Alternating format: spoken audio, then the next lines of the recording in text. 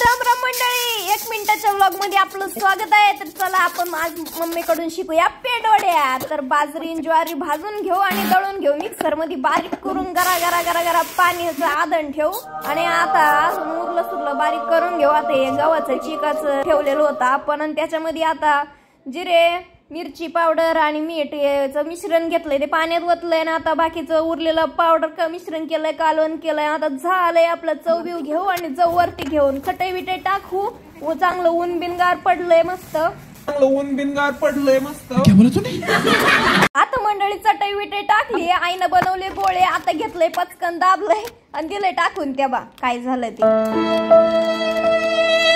बाकीचं जाऊ द्या। धबधब धबधब घेऊ करून ऊन वाढलंय डोक्यावरती आणि माझा काय उतावळपणा काय कमी व्हायना। घेतले गोळे पचकन दाबते, कसं काय होतंय का नाही मंडळी तुम्ही पण सांगा। तुमच्याकडे याला काय म्हणतात ते बी मला कमेंट करून सांगा।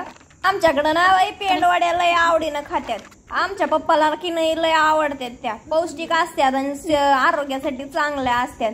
त्याच्यामुळे ऊन वाढत चाललंय डोक्यावर, घ्यावा धबधब आवरून म्हणलं आणि बाकी काय नाही, मग असंच करीत राहावं आणि खात राहावा। पोटासाठी कसं आवडेल ते करून खायचं मंडळी। आणि हे बा खरूट राहते ना, ती बी मस्त खायची। झाल्या बाई माझ्या वड्या, येते आता मी।